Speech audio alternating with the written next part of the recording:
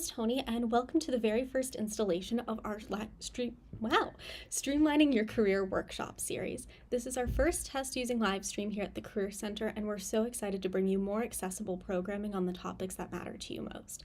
So I am the Marketing and Communications Coordinator here at the Career Center, so my job is half career counseling and student engagement and half marketing and communications, but I do have over 5 years of experience with branding, marketing, and communications, so I'm really excited to help share with you today a little bit more about personal branding and portfolios. And yes, this is traditionally a topic that is for communication students, but there is something for every student to learn here, not just creative and communication students. So without further ado, we will get started, but I will just say first, if you have any questions, comments, or concerns at all throughout the stream, you can just put them in the chat right on the side of YouTube. And if you want to revisit this video after our workshop is over, you can do so by visiting the same link that was sent to you just now.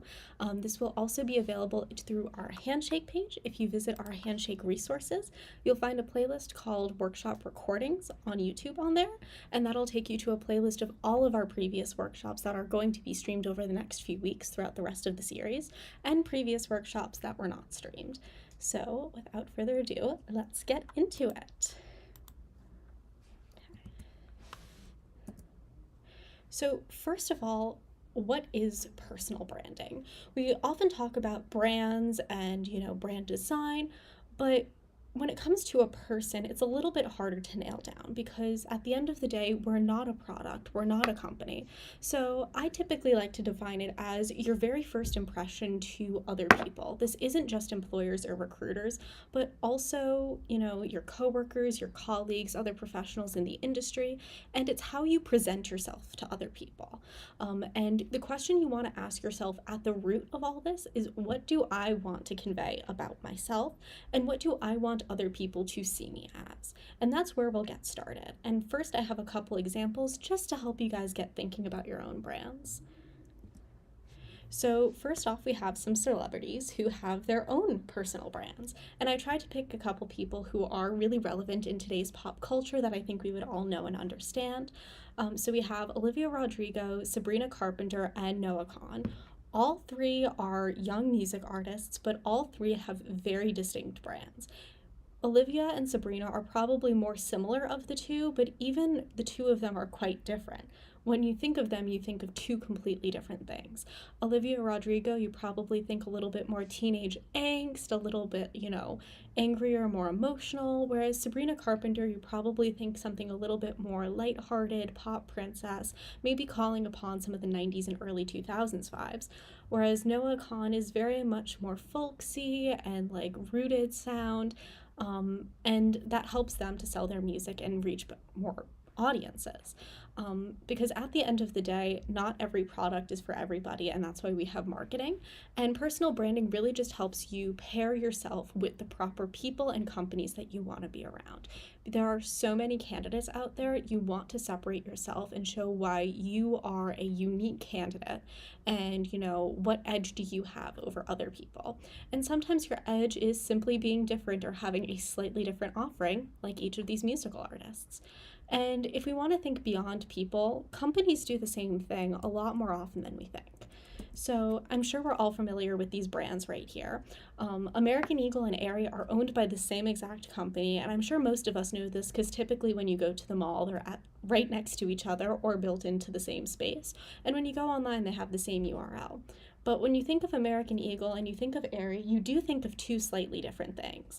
American Eagle is, more of an all-gender brand, and they're very well known for their jeans, whereas Aerie is more known for its athleisure, its comfort, and its famous anti-retouching campaign. And also, if we look at Abercrombie and Hollister, they're both owned by the same parent company as well, but Abercrombie is geared a lot more towards adults, and Hollister is geared a lot more towards younger people and teenagers. But oftentimes we know that Abercrombie and Hollister have sold the exact same products, just in a slightly different color. So it's not even like the products are totally different, it's how you're gearing it towards your audience. And this can be a little tricky, so let's get into how you can do this a little bit. So the first thing you're going to want to think about is the kind of descriptive buzzwords you want to use about yourself. Oftentimes, in the sense of job applications, which is where we are right now, our first impressions are all going to be written out. It is going to be our resumes, our cover letters, our portfolios, which we'll get to in a second, and our LinkedIn profiles. So they're not necessarily hearing from us, but they're reading what we have to say. So you want to break down all of the language you're using into 3 specific categories, and that is your expertise, your character, and your drive. So your expertise is going to be very industry specific. And if you're looking to change industries or change careers at all, this is really a good place where you can kind of capitalize on this and show off your soft skills.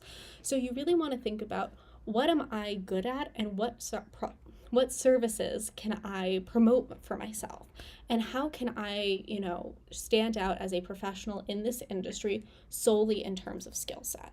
So I'm a marketing and communications professional, and one of the things that I like to highlight about myself is my multidisciplinary nature. So I don't just do strategy or creative, I do a mix of both, and I've studied a variety of creative mediums as well. So I can do photography, videography, writing, graphic design, and some motion graphics. Whereas, some candidates might be a little bit more skilled in one area, such as video production. They're more of an expert specifically in video production, whereas I can do a few more things, but maybe not have as in-depth knowledge as someone who only studied the one thing. And neither is bad, they're just different, and that's how we have to sell it. The next is character. So this is a little bit more about who you are. When you show up to the office every day, how do you want your coworkers to know you?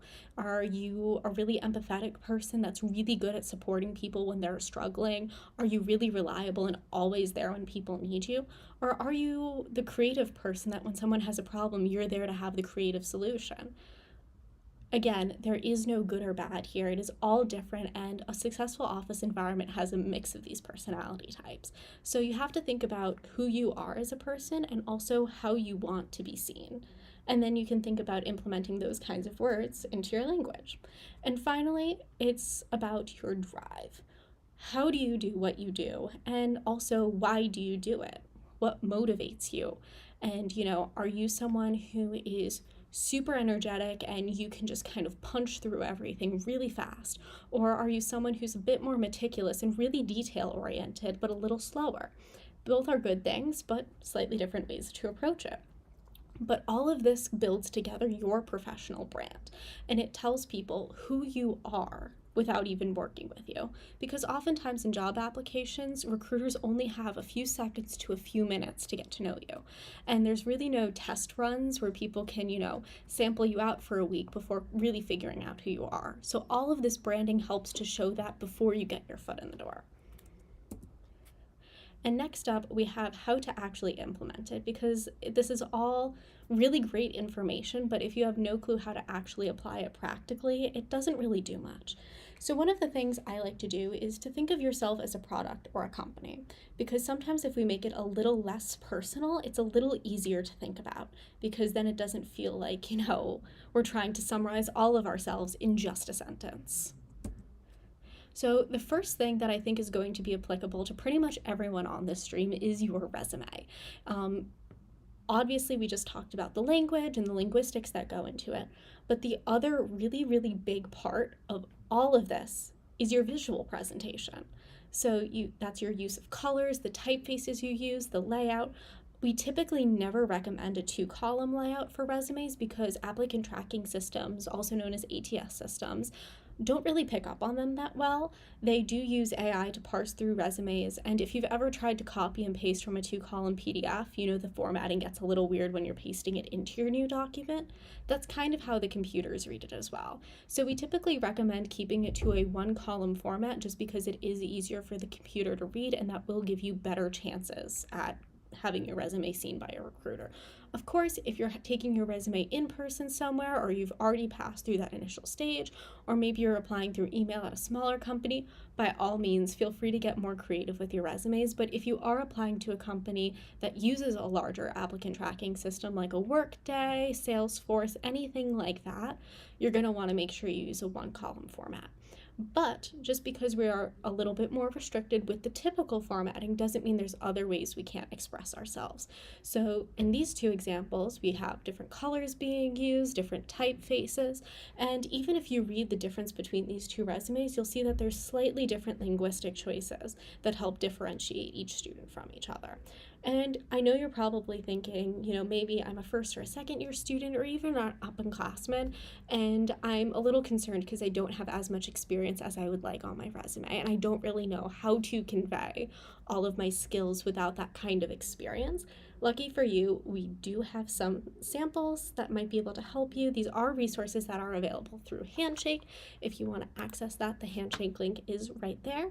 The first one is called Forage. These are free micro internships that are self-paced and held entirely online. The company Forage helped partner with a bunch of different organizations like Lululemon and dozens more to help build these kind of independently paced projects, and they are something that you can use on your resume and also in your portfolio as a work sample. The other thing you can take a look at is Parker Dewey, which is kind of like a more traditionally formatted internship, but on a small scale. So both of those can be found on Handshake, and if you have any additional information about either, you can always contact the Career Center team, and our emails can be found right here. Fordham Futures reaches the Rose Hill campus directly, and Career Plan reaches the Lincoln Center campus directly. So if you have any questions about either or any other ways to find experiences, feel free to reach out, and we are more than happy to help you. So beyond your resume, the next step is usually a cover letter. And your cover letters are also a really great place to capitalize on your brand and show off what you're all about. So I typically recommend having your header on your cover letter also match the header on your resume. So here I pretty much exactly just copy and pasted the text from the top. You would put your name there instead of the student, but just that kind of little basic information header, and that really, just kind of ties it all together and has a consistent visual image. And then here is really where you can really get into the language and word choice. You want to make sure it's consistent with your resume, but you also don't want to be repeating exactly what you said on your resume. So this is where you're going to go into more detail, to elaborate on things. Maybe you have some statistics that you can pull in that you weren't able to put on your resume, or you can show how you collaborated with other teams or other people. There's a lot of different ways that you can include more information in your resume. But again, in terms of consistency, not only do you want to make sure the header is consistent, but you're gonna want to make sure that the body copy, the text itself, is the same typeface as what's on your resume. Because again, just like the header, that helps to create a very cohesive visual identity. And finally, I know the next question we get all the time here at the Career Center is your LinkedIn. And your LinkedIn does have a few more places that you can really implement your brand, and that is mostly your headline, your photo, and your cover photo. So I have taken my colleague Jerry's LinkedIn profile here just to show you as an example, and you really want to think here about, if someone were to see your LinkedIn profile for the first time, what conclusions could they draw about you from just this little header section? The bottom sections are going to be structured very similarly to a resume. You don't necessarily have the creative choices of font and typeface, but you can reuse the language from your resume and cover letter there, and your skills is just kind of a list. So again, that's more information-based, which I feel most students are traditionally more comfortable with, but always room to grow, always to add things, try new things. It's a very easy platform to kind of mess around and see what you like best. But where I find students have the most anxiety is with the headline, the photo, and the cover photo.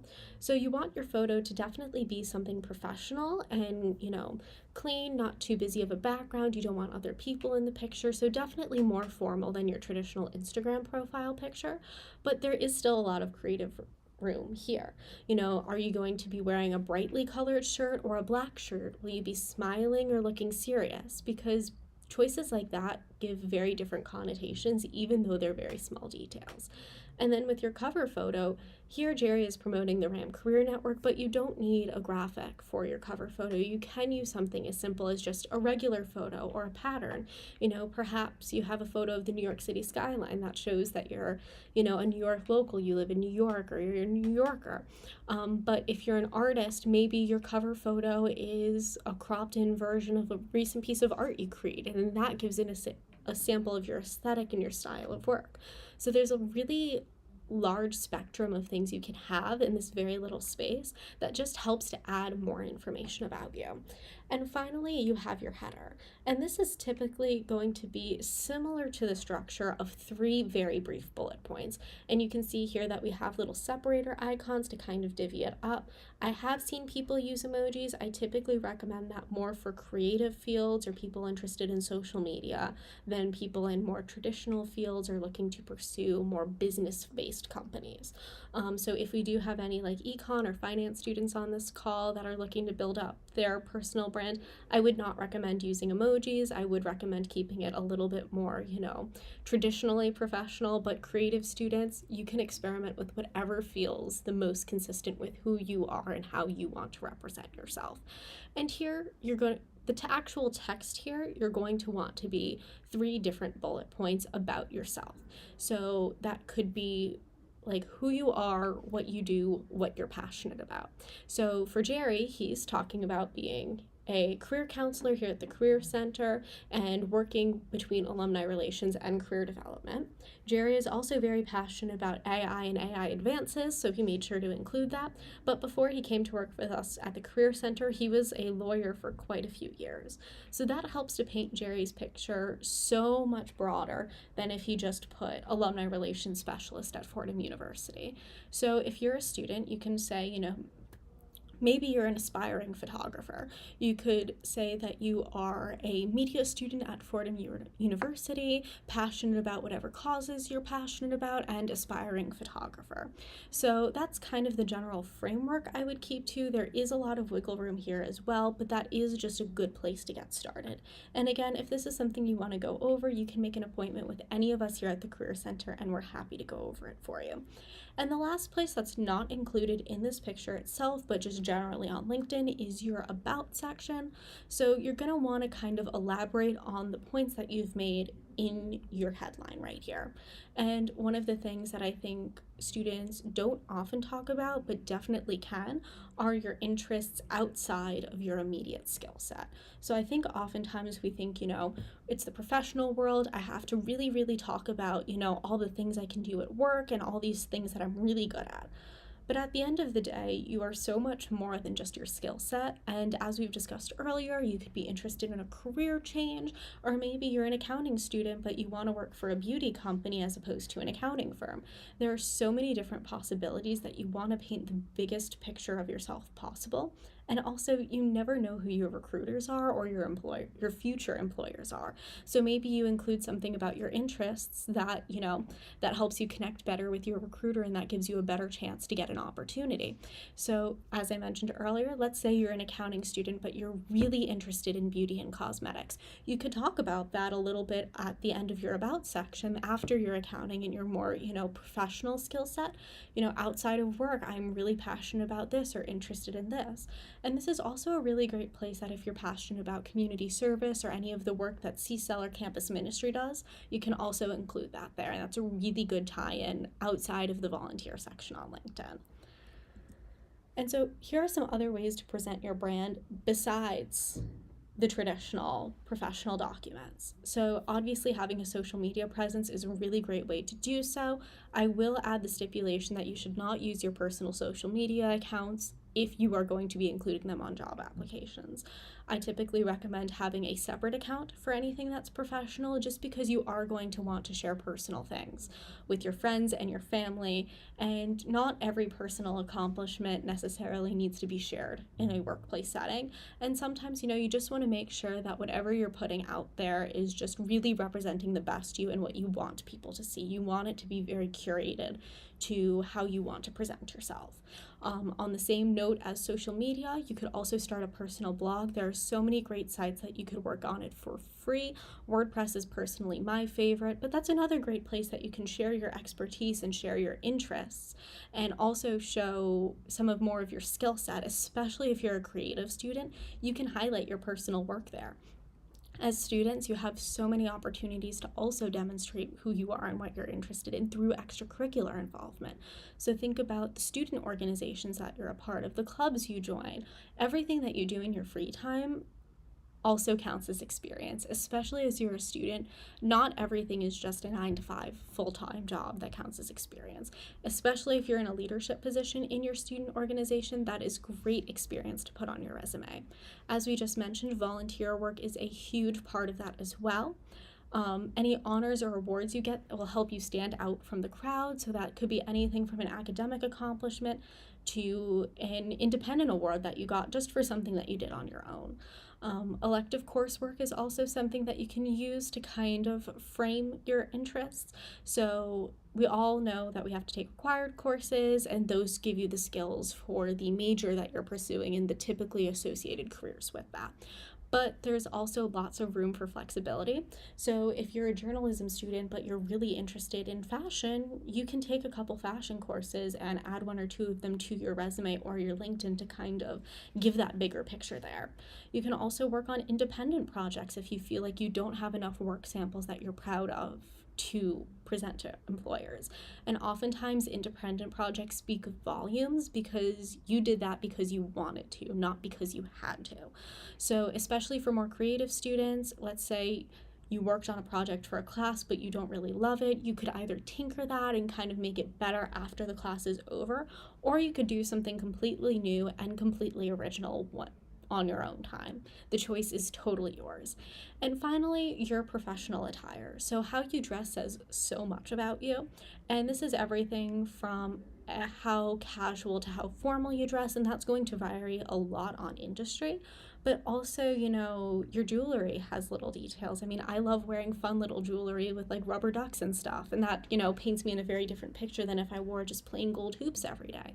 Even the colors you wear to work, or to an interview will help kind of shape greater who you are as a person in tandem with your other implementations of your personal brand. And finally, we have our portfolio, which is what we are going to talk about now.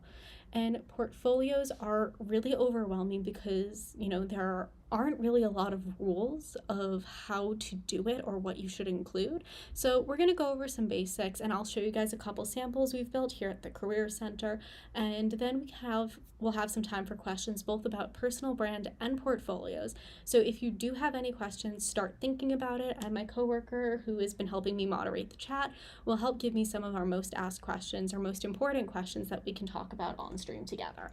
So first of all, what should your online portfolio include? Because there are a lot of different ways you can do this. You're going to want to make sure that the focus of your portfolio is relevant work samples or examples if you're working in something that's a little bit more hypothetical and less tangible, and any attribution if it's required. So this is, for example, if you worked at an internship or a job and you are not the exclusive rights holder to any of the work that you've done, attributing that to whoever the rights holder is. But also it's just respectful, let's say if you worked on a short film with some of your friends, that you give them credit for the work they did too, because then employers can see specifically what skills you worked on rather than trying to guess or assume. One of the things I am constantly saying in my appointments is that recruiters have never met you before and they cannot assume anything just because you know it. So you definitely want to be clear in all of your communication, and especially when it comes to work samples, that is no different. You're also going to want to include contact information. There are some sites that let you do like a submission form, but I also recommend including your email directly even if you do have a contact form, just because that's what some people prefer. And you never know, it's technology, there are mistakes, things happen, it's totally okay.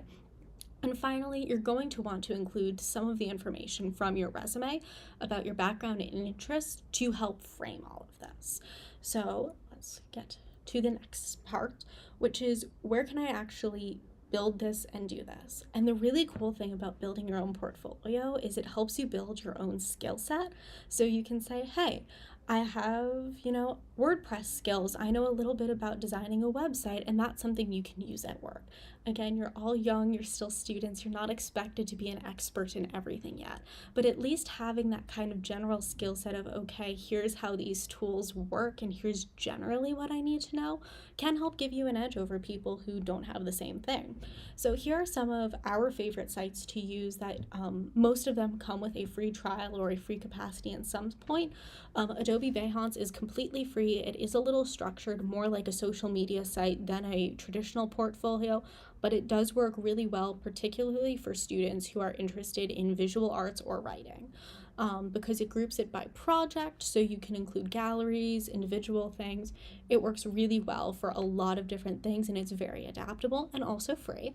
The next is Adobe Portfolio. It is actually structured in the same core technology as Adobe Behance, but it's a little bit more customizable where you're actually building out a web presence as opposed to using just the preset Behance interface. But the really cool thing is if you build out your projects on Adobe Behance, they can be hosted there, and then you just have to kind of design the look and feel of the portfolio, but then you're only updating your Behance and it automatically links, which I think is super cool. So you can use them both in tandem or one or the other, because you don't need a Behance account to use Portfolio either. You can just use your projects exclusively in Portfolio as well. Wix is a really popular option for a free website builder. There are so many customization options. It's pretty much endless. There is a little bit of a storage limit if you are a visual arts student, but there are some workarounds for that, such as hosting it elsewhere and embedding it. But if you really want to get creative with the look and feel of your website, I would recommend Wix the most.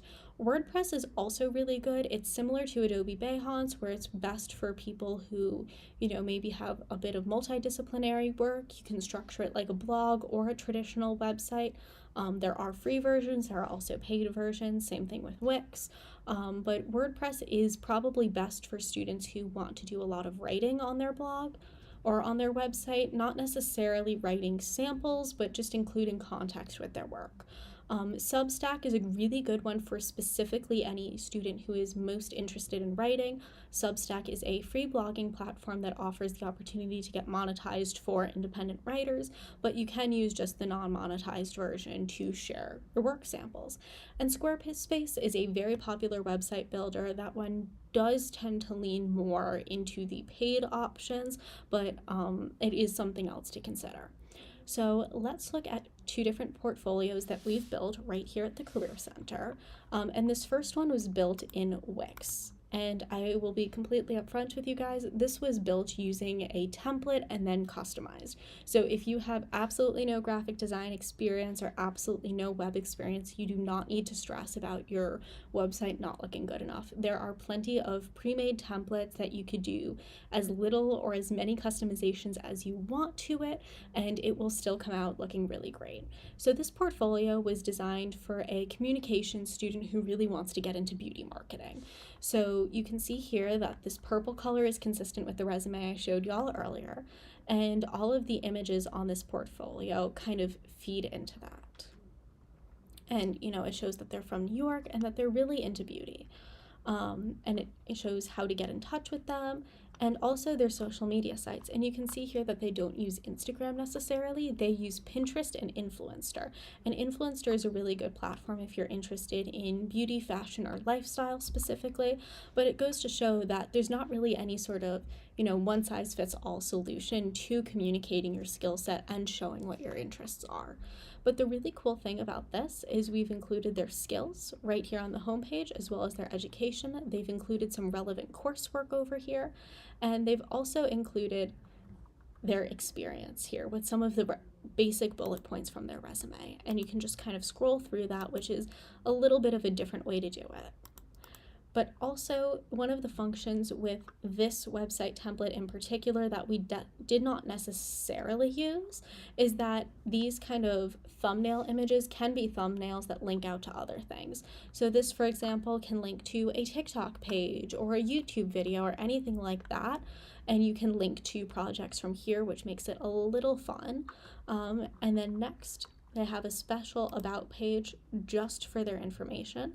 So you can see their About section here, and they go into some specific examples at some of the projects they did and what they were able to accomplish at them. Your portfolios are also a really good spot to talk about your accomplishments and not necessarily, just rehashing your job description, because you can show specifically like, hey, I worked on a TikTok account and I was able to double their engagement over a 6-month period, and include some samples from that TikTok account to show your aesthetic and style. And the last thing that's on this particular website is the student's resume, because you can link documents on Wix, and you can see here, there is their PDF resume available for recruiters. And then if you click back here, it goes back to the portfolio homepage. And you can build out extra pages. Again, there are so many ways to customize this, but this is a really good baseline sample of what yours could look like. And then we have another portfolio that we have designed. And this one was more for a journalism student who's really interested in social impact and social justice. This one was built with WordPress on the free version. Both of these were built with the free version. So they have a little bit about them on the left-hand side, and then on the right-hand side, they have a gallery of their work. And then when you click on it, you can see it kind of pops open into this blog post kind of style, and they utilize tags to be able to kind of sort their work. So this was from one of their internships or freelance work, so you can see specifically the work that they did associated with that project. Or if we go here, again, similar concept. And then if I scroll back down to the article section, you see you can do the same thing with the categories. So you can see category article, and it automatically groups that type of work project. So this is a little bit more of a blog structure. It's a little bit more of a creative and non-traditional way to do it, but extremely functional and very easy to customize. You can see here with the social media sample that you can actually link to the social media pages you worked on and talk about what you've worked on. For the writing pieces, you can just put in the actual writing pieces, and then I usually recommend linking to the original article so people can see what it looked like on the site and when it was published and all that kind of stuff. But the other really cool thing with WordPress is you can embed pretty much anything. You can embed videos, you can embed photos. So this one, I just have a view the gallery link because WordPress free version does have like file size limits, but another creative solution you can use is have your photos stored in Adobe Behance or Google Drive or one of those other sites, and just kind of have the framework for the About You section housed here. And then the last part of this resume in particular is they have all of their information down here, but they also have a dedicated contact page. And this is one of the kind of contact forms and what it can look like. And you can see here they also linked to their different social media accounts and their email, as well as having their email and location in the footer. So that's just 2 different ways to do it. And you can see also they have an about page, and this is more of like a restructured resume in a digital format. So this uses a 1-column format, this uses a 2-column format, and it looks very similar to what you would expect a resume to look like, except it is more so in the web style as opposed to a single page document. And both of these portfolios, if you are interested, are available through the resumes that we have. Both of the resumes are available in our shared drive, which is also available on Handshake. So if you go to the resources section and you search shared drive, you click on that, you click on the link, it'll take you to a Google Drive folder. You click on the sample resume section. Both of the sample resumes from today are in there, and you can access both of the portfolios from there.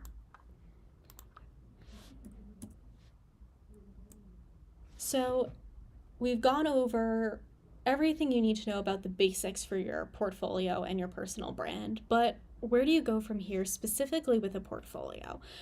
Because unfortunately you can't just create it once and then never worry about it again. So the first thing you're going to want to be sure to do is link to your resume and your LinkedIn with your portfolio. So on your resume, you can do that on the header section. On your LinkedIn, you can have a featured link as your website, and you're going to want to make sure you keep it up to date every few months by adding any major accomplishments or major changes. I typically recommend taking a look at it after your semester is over so you can add anything new that you've accomplished from over the course of that semester. You're also going to want to make sure that your URL is memorable and not too long. So even though Wix and WordPress, you can't fully remove the Wix or WordPress branding in the URL without upgrading to a paid plan, you can still have it named after you. So it could be yourname.wordpress.com, and that's super easy and memorable, and and make sure that people can find you again. And the other thing to remember, it is totally okay for your brand to change or shift over time. We constantly grow and change as individuals, and we don't stay the same. So your brand should also change to reflect who you are and what's changing about you and what's changing about your skill set. So if you want to completely overhaul your brand and totally change everything about it, you can do that. If you just want to update some of the language to make it more fitting as, you're kind of growing and developing new skills, that's okay too. It is completely yours to customize and play with, so don't feel any pressure for it to look or feel any specific way. So a great first step to implement all of this is to work on a singular statement that you kind of feel encapsulates you. So for me, I feel like my personal statement is I'm a multidisciplinary content producer who's deeply passionate about storytelling and creating positive impact for professionals, or for others. And there's a lot of different ways you can structure it, but kind of coming up with that mission statement for yourself. Fordham has a mission statement. You too can have a mission statement. Who are you and what are you about in one sentence? And if you want to come into the Career Center and chat with us about developing that, that is a great place to start. You can make an appointment by visiting Handshake. Here's the Handshake link once again, or by emailing us at either of these emails. And with that being said, that is pretty much it. So let me hop back. And Allie, do we have any questions from the chat? At the moment, we're going to wait for the stream to catch up, and we'll see. Sounds good. And in the meantime, I will just share a couple of additional resources with you as we're waiting to see if any questions come in. So the first is this semester, the Career Center did launch a brand new blog, and it's hosted actually on WordPress. So that is a great example of skills coming into professional use. But on our blog, we have regular updates about our news and upcoming events. So you can learn all about what we're up to here at the Career Center. But we also have a live interactive calendar that you can learn all about all of our upcoming events and register for them through Handshake, or just kind of see what's going on, what employers are going to be on campus, all of that kind of stuff. And we also have our website, which was recently refreshed, and we do have some additional career development resources on there and information about our team, and pretty much all the basics you need to know about the Career Center. But most importantly, we do have our Handshake, and this is where you go to make an appointment with a career counselor, access our resources, register for events. It's essentially the one-stop Career Center shop where you can just access everything we're doing and everything we're all about. So you likely discovered this event through Handshake or registered through Handshake today, which is so great. So be sure to check out the rest of our resources available through there, and if you want to access this stream after it's over, you can also do so by visiting the workshop recordings resource in the resources section. And finally, I know we have had people popping in and out throughout the entire time, but I just strongly recommend that you use the chat to follow the Google Forms link that's pinned to check in for today's event, just to let us know that you were here so we can continue to see who's showing up to our events and how we can better tailor them. We know this workshop was primarily targeted to students who are creative and looking to attend the communications fair that is happening on February 22nd next month. You can also register for that on Handshake and learn more about it. But we also want to know that some students who are outside of the creative fields might have been interested. So we're just trying to make sure that all of our programming is really tailored to you guys so you can get the most out of it. So let's see. Awesome. We do have one question from Kevin. Absolutely. Kevin asks, what are your thoughts on color across your materials? Any colors to stay away from or any colors that are preferred? Yes. Or maybe there's a way to determine what colors are best for me? Question mark. Absolutely. So color is a really great thing to use across the board, but I typically recommend on your resume and cover letter keeping it to headers and subheaders and using a traditional gray or black for the regular body text, just because it is easier for people to read. But the other thing you want to keep in mind is that some colors will be very difficult for people to read. And I know some of us love our pastels, but pastels are probably something to shy away from just because you're going to want everything to be high contrast. We know that different recruiters and different peoples have different levels of visual impairments or accessibility or color blindness, and you just want to make sure you can accommodate that. But in any case, you want to try to use colors that are high contrast. And a really good way to test this is, well, in the olden days, we would put a document in black and white and print it out through a printer, and if it was too light to read in person, it was too light of a color and you had to make it darker. But you can pretty much do the same thing now. Just download it, convert it to a PDF, and if it looks really, really light or hard to read, it is probably too light of a color. So I would stick to mid-tone colors or darker colors. I would also avoid neons because they can look really, really bad on some people's displays, even if it looks really good on yours. So definitely anything that's a mid-tone or a darker color, I would avoid light colors, pastels, and neons. Again, just because they can be hard to read or they can look really wacky on other people's computers. And the one thing I would pretty much never recommend is rainbow text. You do want to keep it fairly simple. Again, people's displays look differently, so while it might look like a great rainbow to you, it could look like a color mishmash to someone else. So I would really try your best to kind of pick a more monochromatic scheme. So on the two samples we had one with green headers and gray text, and the other one was purple headers and black text. You can also use, if you're a really creative person who's really great with graphic design, you can use up to 3 colors where maybe, you have a blue for your header, a slightly darker blue for your subheaders, and then black or gray for your text. That kind of mix, but I would never recommend using more than 3 colors. Next question actually just came in.